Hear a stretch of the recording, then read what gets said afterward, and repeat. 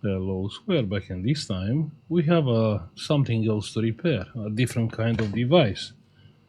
So this is a active speaker, studio speaker, Krk Rokit 5. Actually, I tested a lot of like studio speaker over the years, have them for repair, but in particular the Krk one are the sound. It's amazing. They have the bass with fiberglass membrane, a proper nice deep bass. The problem with this one, the speaker was plugged in and there were like a surge on the mains, and from that point, stopped working. Before we're starting, let me draw quickly the basic schematic. Okay, so this is a basic principle of any kind of device like audio amplifier, TV, aircon, like whatever you have with a digital power button and it's taking a lot of power because it's not energy efficient to keep this big power supply. Yeah, this is a big one. It's not economical to keep this on. So what they are using a low power supply. This one, low power supply, usually 3.3 or 5 volts, which is supplying power to the processing unit, which is a microcontroller, which has a power button. You push the power buttons, it will send a signal and it will enable the relay of the big power supply, this relay. Yeah. And that's how the things works. Now, from my experience, the big power supply is never the fault. Always is the small power supply, which can be like a linear transformer or can be a low power switching power supply. So as you can see here, you have the big transformer for the audio amplifier. Then you have a small transformer. Yeah, it is a switching power supply. In this particular case, it will take the enable signal from external, from somewhere. The external signal, it will come to this small power supply and it will enable this relay, I'm assuming. I didn't check yet. And this relay, it will enable the big transformer. So what is the problem with this one? We have no idea. But I'm assuming this switching power supply is gone. Now, the simplest way to fix this, yeah, this is, I know it's not dodgy. You disable the remote, basically, which it will change nothing. It will work the same, but the power consumption will be just slightly higher. Like on this case, if I want to dodge this circuit, I have to short the relay here. So if I short the relay, then the big power supply is taking power and, my device, it will start. I'm not saying it's the case here, but I will do it if that's the issue and I cannot fix it. Uh, I will say let's plug the power, but not sure what we can check here. We can't really check anything. This transformer is taking 220. We have the switching power supply on the other side. Not sure what is this. So I'm assuming the small power supply also has an output here. So let's plug the power and check the voltage there. So the power is plugged. Pressing the power button. Good. And let's try to check the voltage. I mean, here somewhere should be some voltage, and it's nothing. Nothing. Yeah, we have no voltage.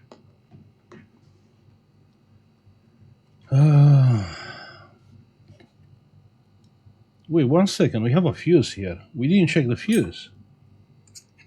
You think the fuse can be blow up? Huh? A fuse and a spare fuse. Huh? Let's check the fuse. And the fuse is burned. No way. That's the issue. A burned fuse? So what you will do in this case? Replacing the fuse with this one, right? That's what you will do? I'm pretty sure as soon as you replace the fuse, this it will blow up instantly. Huh? You don't think? This one, it is good.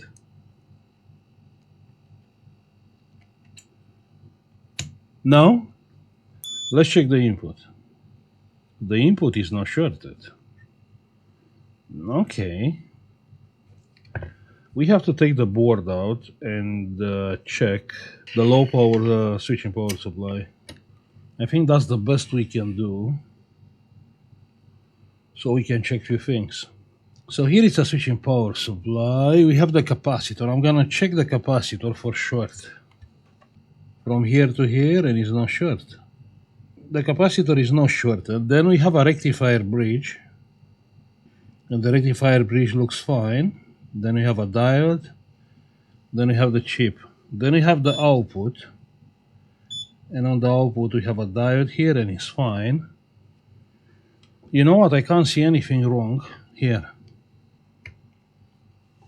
In this case, let's plug the power, and hopefully my fuse it will not blow up. So plugging the power, pressing the power button. It's working, I can't believe. Wow. No, I heard the click of the of the relay. 1 second. So the voltage here. So checking the voltage. -20 and +20. You can see actually it is on. Most likely working fine. I mean, unbelievable. It was only the fuse. You see, the people, they don't know actually inside here are two fuses. So you can replace the fuse. So if you have this speaker, actually can be only the fuse. But let's assume this power supply is shorted, because that's what will happen. This power supply, it's always on. So what is the solution on this case? On this case, you just go on the other side and you short the relay. You have two pins here and you'll short the relay. Or even better, yeah, because this can get complicated. This is the transformer, the big transformer. You solder this wire straight to the socket. I mean, you don't have to solder to the socket, but it will get complicated and confused to use the switch also, because the switch is only on, I think it's, let me check, 1 second, just to be sure. Let's see which is the best outcome. So this one is coming here, and the other one is coming here. Okay. You solder these two wires from the transformer to these two pins of the switch, not the first two pins from the switch, the output, yeah? Those pins from the switch. You solder this wire. In this way, you will have 20 volts at the transformer when you switch on the switch. And that's how you bypass this power supply and the remote system. I'm pretty sure you can't find something like that. And if it's faulty, most likely this chip, it will get shorted. This is the switching chip for the transformer. I was really thinking actually the fault is much deeper, but looks like it was only the fuse. Of course, has to be plugged and tested, but pretty sure that was the problem. Cool, I'm gonna stop here. I'm really sorry, I was hoping to be more complicated.